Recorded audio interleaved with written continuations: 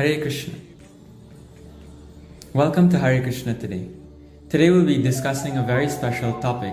As we know, this month has many auspicious events.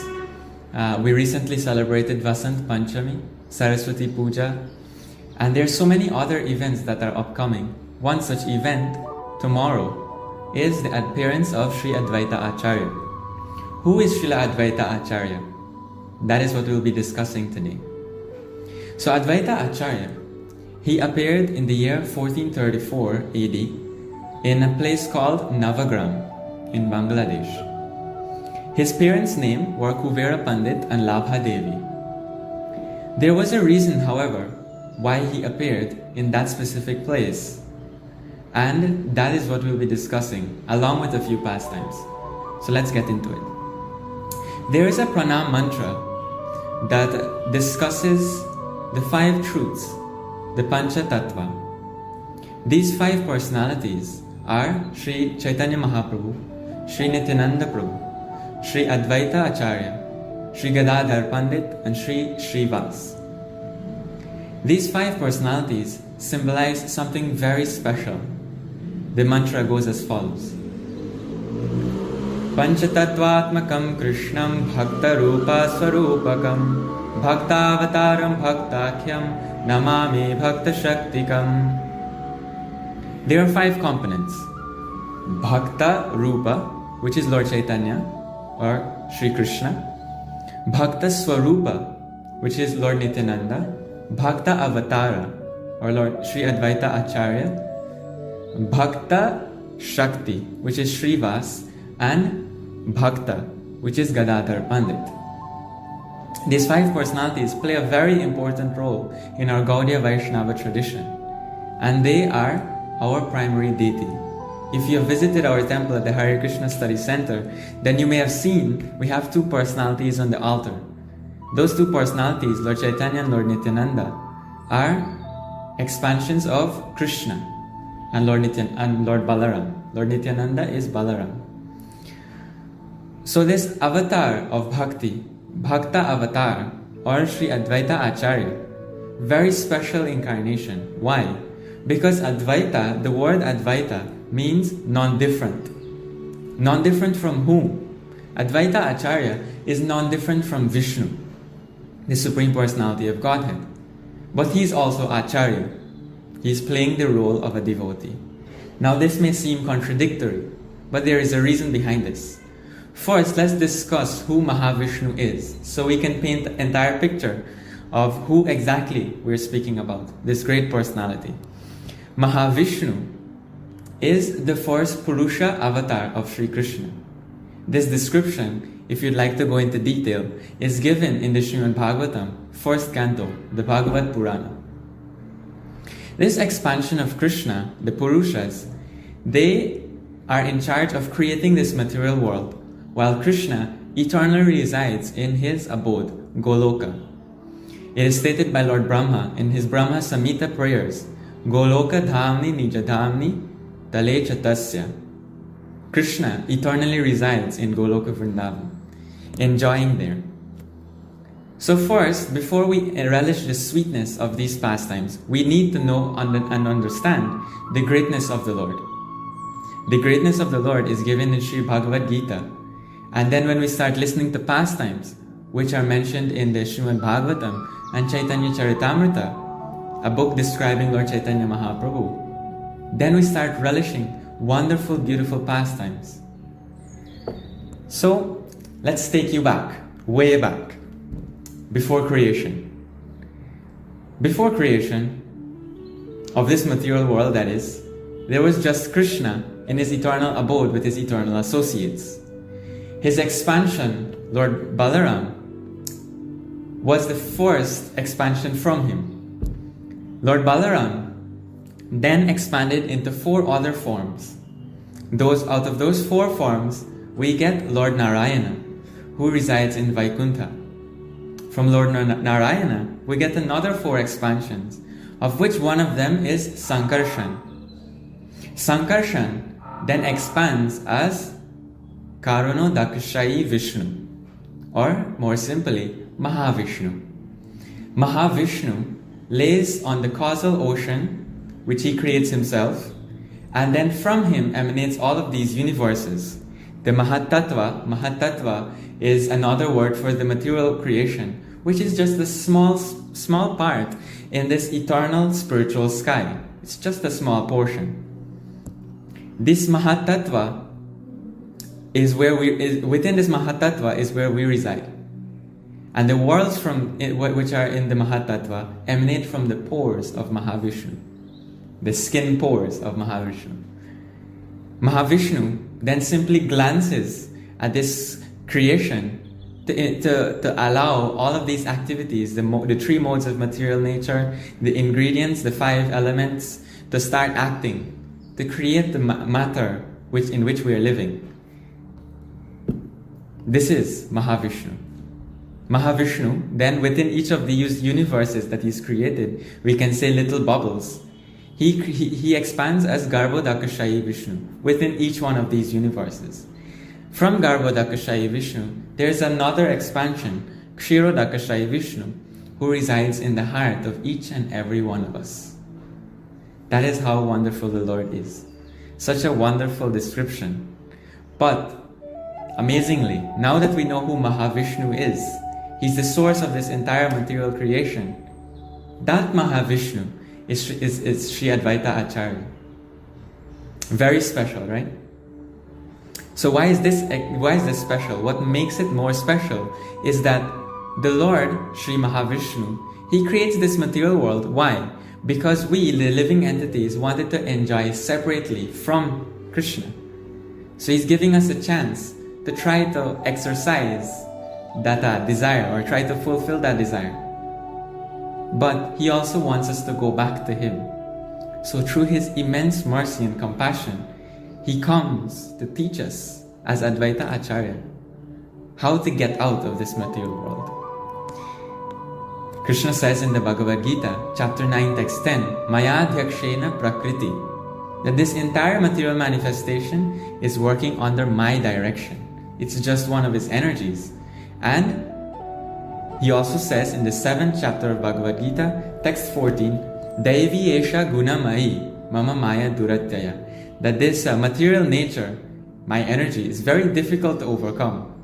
So if it is very difficult to overcome, how can we overcome it? Krishna or Mahavishnu comes as Advaita Acharya to teach us this. Mam evai prapadyante mayametam tarantite. Teach us surrendering.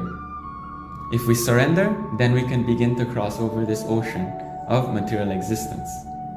So far we've established Advaita and Acharya. Advaita meaning non-different from the Supreme Lord, and Acharya means one who teaches by example, or playing the role of a devotee.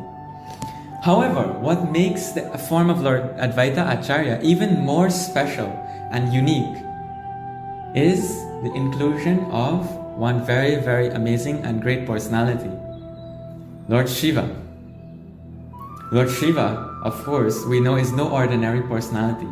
And there's so many beautiful descriptions within our literatures, like the Chaitanya Charitamrita, Chaitanya Mangal, Chaitanya Bhagavat, the Srimad Bhagavatam, all describe the unique position of Lord Shiva. They all glorify Lord Shiva.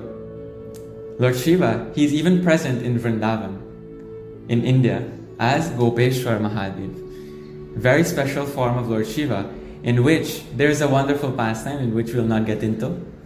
But this form of Gopeshwar Mahadev stands as the guardian of the holy Dham. This form basically came from Lord Shiva wanting to become a gopi in the rasa dance, right?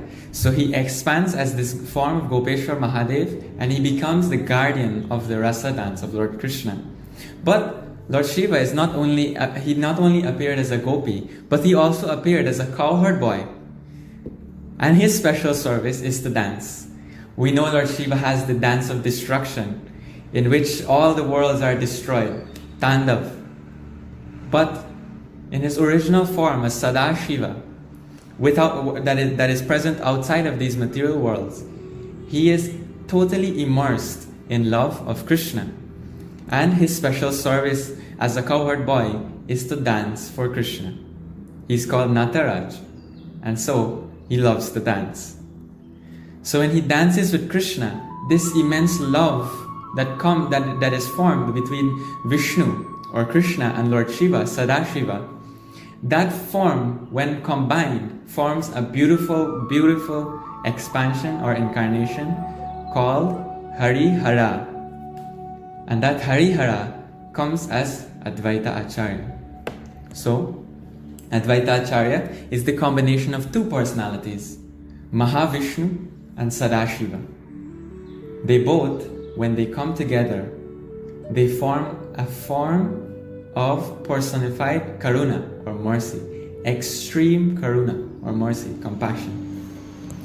So Sri Advaita Acharya, he appears in Navagram, and his parents named him Kamalaksha because of his beautiful eyes, beautiful lotus eyes. Kamala means lotus flower and Aksha means eyes. So his parents named him Kamalaksha. He was an intense personality. He's extremely respectful, beautiful, kind. He's extremely learned, and everyone loved him. He was the star in the village, so to speak. But eventually, as he grew up, later his parents passed away while he was about the age of a teenager. And he went to Gaya to perform the last rites of his parents. While after he finished performing the final rites of his parents in Gaya, he went on pilgrimage. Now we'll give a series of just a few pastimes that illustrate the wonderful personality of Advaita Acharya, and two things that he teaches us that we should all imbibe, no matter who we are, whether we are a Hindu, we're a Christian, we're a Muslim. These principles can apply to anyone. So Advaita Acharya, while on pilgrimage, he went to Vrindavan, and he found the deity of Madan Mohan.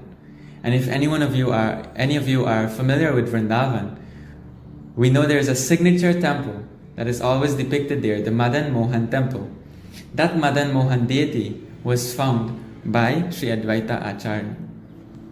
Advaita Acharya, he then began to cry out of deep compassion for all of us fallen souls who are suffering in this material world. But this crying out of compassion is not pretentious by any means, because he is the Supreme Lord. Although he came as a devotee, he's not pretending to be a devotee. He actually imbibes the mood of a devotee, and all of these feelings are genuine. He eventually goes to Mithila and then eventually settles down in a place called Shantipura. Eventually, he got married to someone by the name of Sita Devi, and they begot several sons. Eventually, there came a point where this great personality, Sri Haridas Thakur, comes to visit Advaita Acharya. Now Advaita Acharya, he is as Mahavishnu and Sadashiva. He can see past, present and future. He felt compassion for us suffering in this material world. And that is the nature of a devotee. The devotee, one of the primary qualities of a devotee is that he feels compassion, genuine compassion, that he is a friend to all. This love is described like the love of a parent.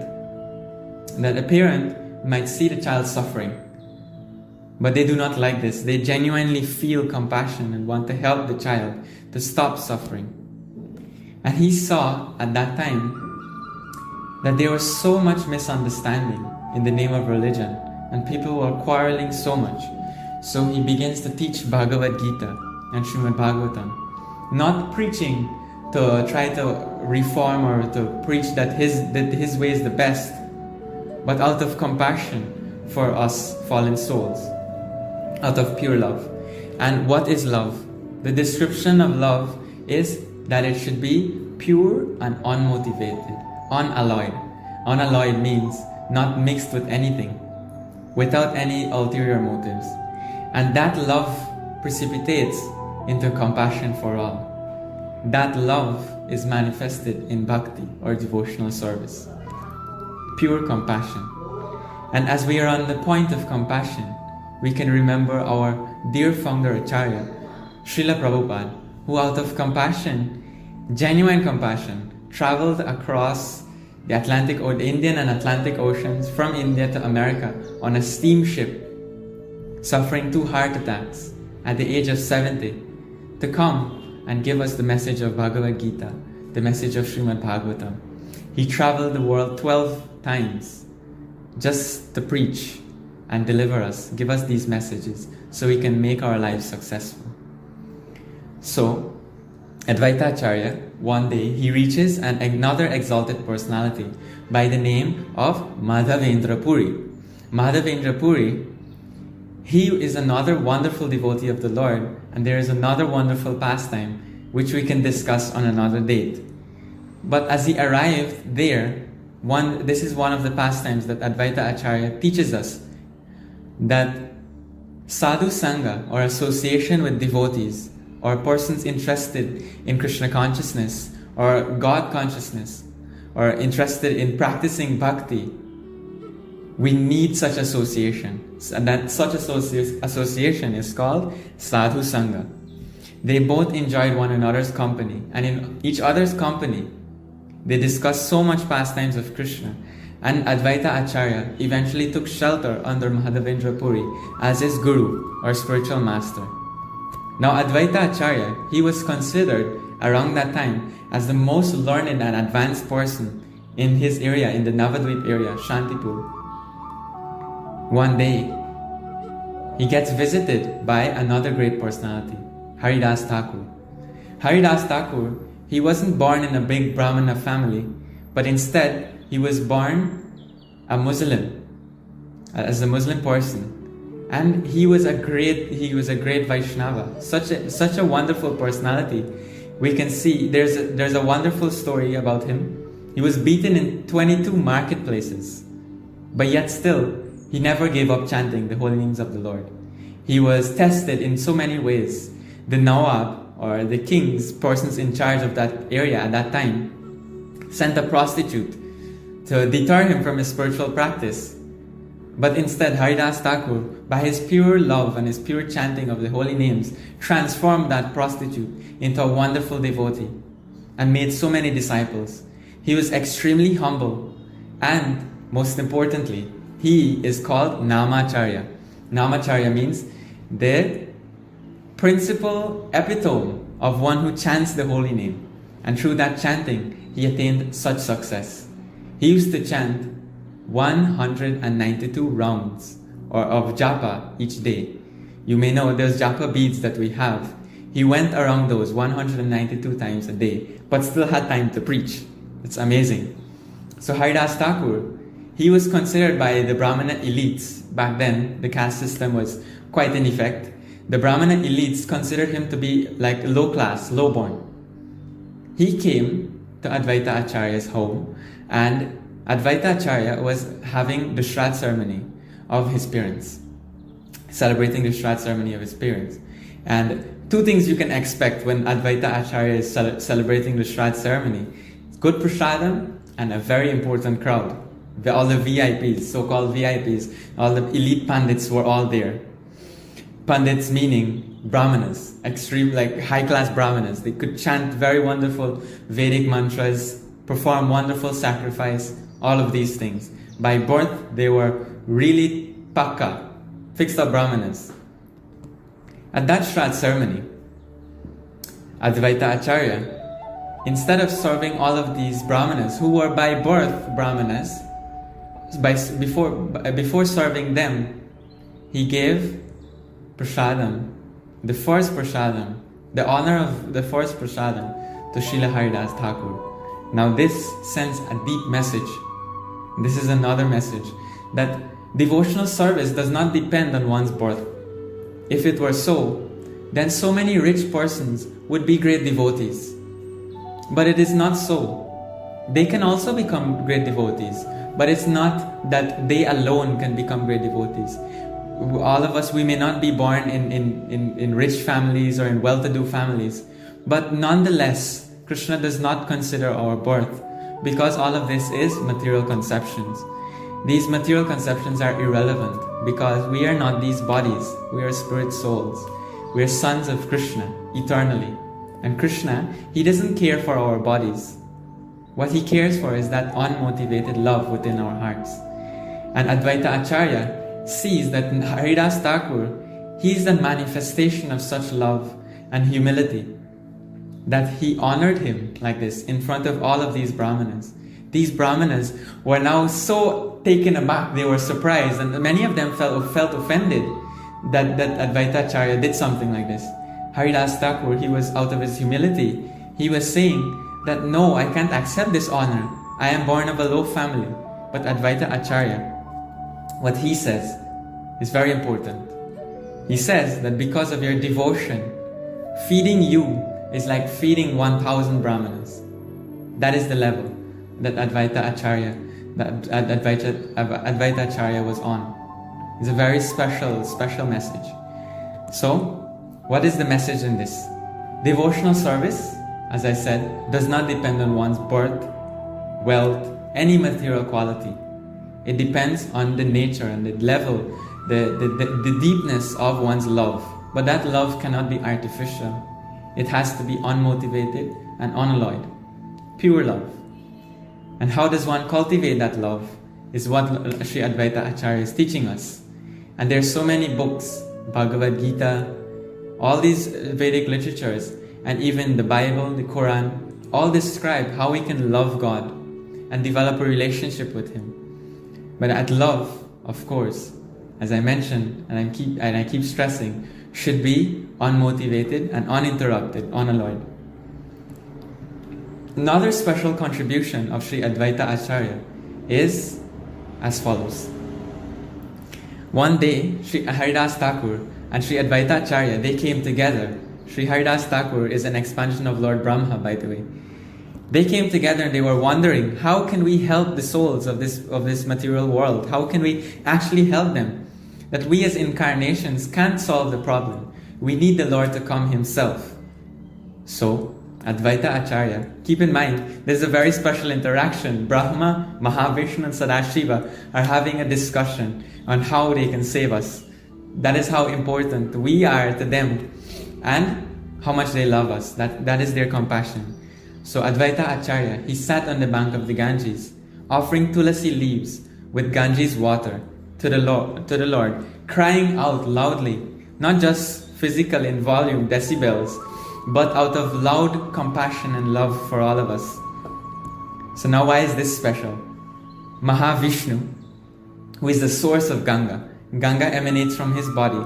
Then as Vamana, he pierces the covering of the universe and allows Ganga to flow, washing his feet, then falling to the higher planetary systems, to the heavenly planets. So that is very special. Ganga emanates from Lord Vishnu, washes his feet, comes through all the higher planetary systems to the heavenly planet. Then we know the story of Bhagirath praying to Mother Ganga to appear on earth. And then Lord Shiva accepting Ganga on his head. Now, that same Mahavishnu and Sadashiva is offering that same Ganges water with tulasi leaves to Krishna, beseeching him out of pure compassion and love for us, living souls, to come and appear to save us. And what does this signify? Lord Shiva, he is willing to endure any difficulty. As we know, he is Nilakanta. He swallowed the poison that could have destroyed the entire universe. But he accepted that difficulty just to save us. That is Lord Shiva's compassion. And that Lord Shiva, as Advaita Acharya, is praying for us living souls for the appearance of the Lord. And the Lord later on appeared as Sri Chaitanya Mahaprabhu. Now, we will end here.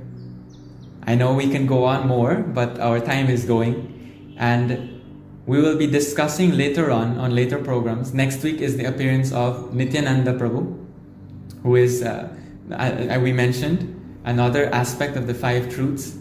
So next week we will be discussing Nityananda Prabhu. And on the 20th of March, which happens to be Holi or Pagwa, is also the appearance of Lord Chaitanya Mahaprabhu. So we have ample time to discuss all of these pastimes, the appearance of Lord Nityananda and the appearance of Lord Chaitanya.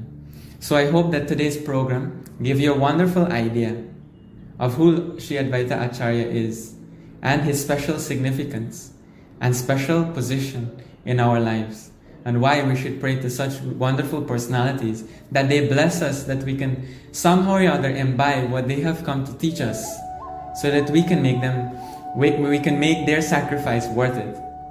They have come to sacrifice so much for us, and it beseeches us to accept whatever they have preached to us or given us, shared with us, to the highest level and make our lives successful. So with this, we thank you very much for joining our Hare Krishna Today program, and we hope to see you next week. Hare Krishna.